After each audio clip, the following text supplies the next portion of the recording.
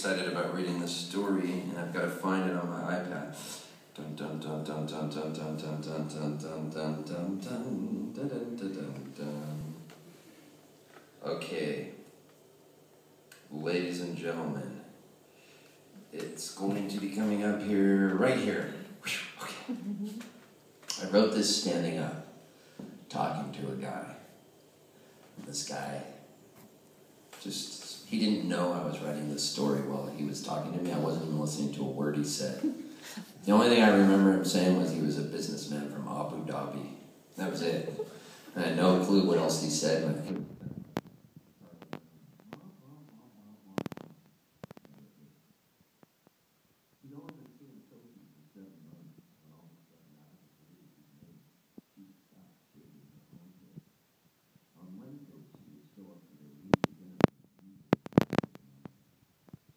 Sophisticated, and he quite liked it. In fact, he'd even started calling Sophie by a little pet name he'd come up with one day, Sophisticated McGee.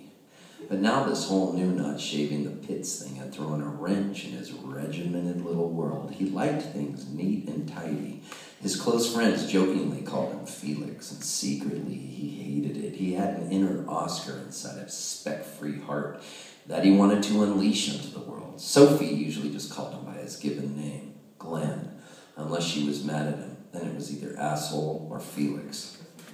Glenn had recently returned from a very, very long business trip to Abu Dhabi. 4 weeks in the middle of a record July and August heat wave. To top it off, it also happened to be during Ramadan. Fucking Ramadan and blazing hellhole temperatures, he thought to himself. Everyone looks like a terrorist to me. They all may as well be swinging across monkey bars in an Al-Qaeda training video. He stayed in a 5-star hotel each night drinking Johnny Walker from a secret stash the fast-talking bellman had sold him. Thanks be to the great white Christ in the sky for bribes, he thought to himself. He was hammered and red-faced, and he looked at himself in the mirror and felt fat and bloated and insecure. He worked out daily in the gym, but middle years and gravity were doing their work. You can only polish a turd so much, he said out loud in a drunken slur. He'd always wanted to order a prostitute to come up to his room to give him a hand job, but he was scared of the foreign police and the consequences and the loss of his cushy job. So he'd usually finish himself off to a porno video and then pass out with his socks still on. By the time he returned back to Atlanta, late on a Tuesday, he was excited for his tryst with Sophie the next night. He fell sound asleep, happy to be in his own bed in his stylish condo in his gentrified neighborhood. Niceyville, a luxury urban flat for downtown, upwardly mobile professionals is what the realtor told him. He had a nice view of the Atlanta skyline, and he dreamed of ravishing Sophie's smooth white body with her lovely milky thighs and waxed smooth skin. On Wednesday, the doorbell rang promptly at 7 p.m. There stood Sophie in a lovely white linen summer dress. Her shoulders were bare and tan and smooth. Her eyes had a sparkle to them. Come in, he shouted. His heart was beating fast like a hummingbird, and he hugged her for an awkward moment. She smelled like lilacs, and he said, I feel crazy. Let's jump into bed and order some Thai food delivery. I need to taste you immediately. But first, I'll cancel the reservations. She laughed and ran into the bedroom, and in her best sexy voice, she said, Come and get me, big boy. I've been at a meditation retreat for the last few weeks, and I've missed you so. They stripped like geeky teenagers in the backseat of a car after the senior prom dance. She lifted her arms up over her head as he kissed her nipples. Everything happened fast-neck. He looked toward her neck and screamed, There are fucking caterpillars under your arms. Holy Christ, do something. Oh, darling, calm down. You'll give us a heart attack. It's only my hair, Sophie said. All the Upper West Side vegans at the retreat are doing it. It's natural, and quite frankly, I like it. It saves me time and money. Wait till I take my panties off. You've got to see my 70s bush. It's awesome. I feel sick, said Glenn. I think I'm tired from my trip. I'm not myself. Maybe I am myself, and you're not yourself. I don't know. Geez, Sophie, I need to be alone. Just then there was a knock at the door, and and the Thai delivery girl was there with green chicken curry and spring rolls. She had full sleeve tattoos, and the right side of her head was shaved like Skrillex. She reached out her hand to Glenn for his food, and as she did, he noticed that she had smooth, silky black hair coming from her armpits. "What the fuck is wrong with the world?" he asked. "It's like no one cares anymore. Just keep the change. I have to go." The delivery girl just smirked and said, "Chill out, dude. Life is a delicatessen full of all kinds of good treats. You just have to look, man." Glenn handed Sophie the food and said, "Just take it with you. I'm not hungry. Honestly, those hairy caterpillars under your arms are freaking me out.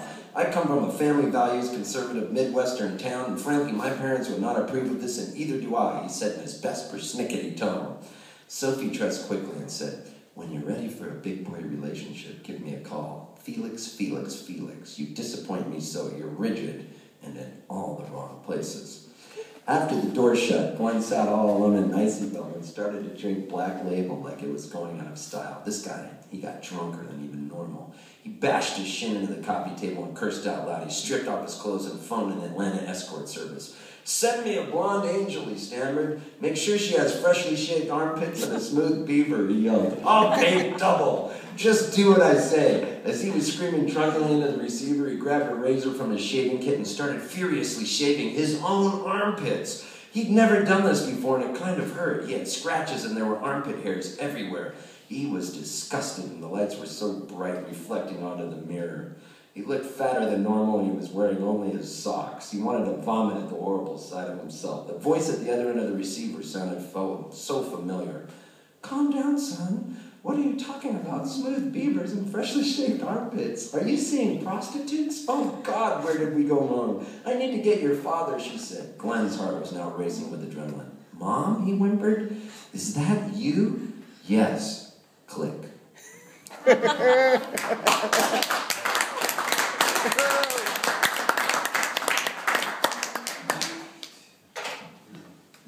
We're going to turn it into a little play tonight, so I need Tina, I need you to act out the part of Sophie.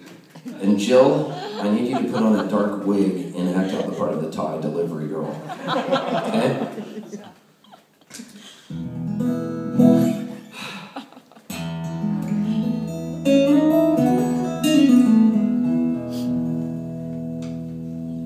Here's a little song I wrote once when I had a broken heart.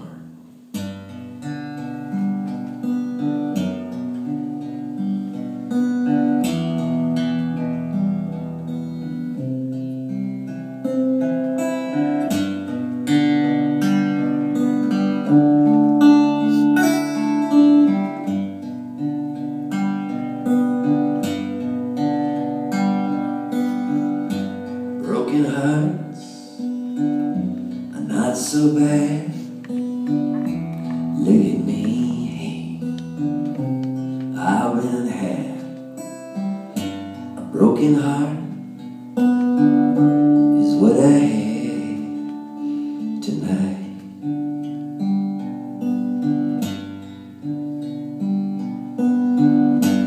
Painted nails will rip your shirt, will make you scream, make you hurt. Broken hearts and painted nails tonight.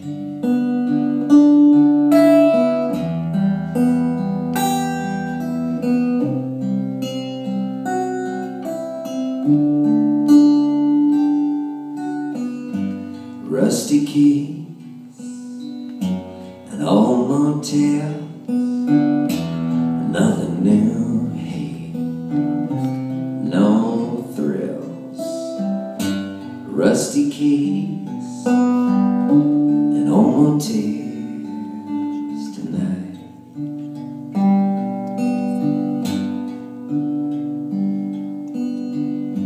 I'm staring at the phone, hoping it'll ring. Friday night, hey, no big thing. I'm staring at the phone in my own motel tonight.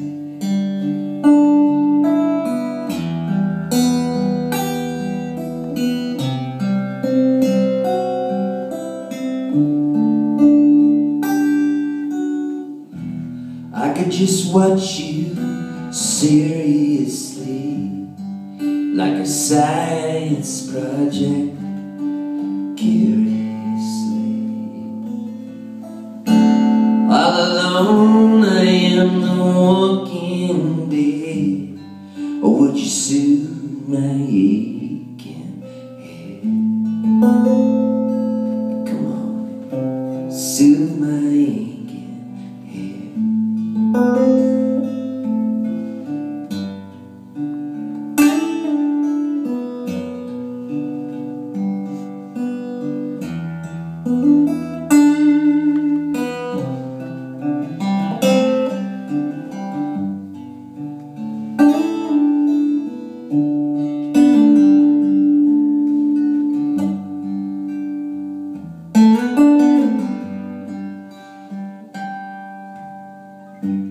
Telegrams and old love letters I got you sent on my sweaters.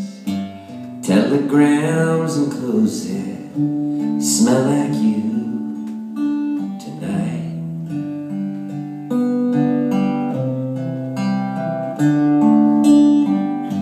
Cause broken hearts not so bad.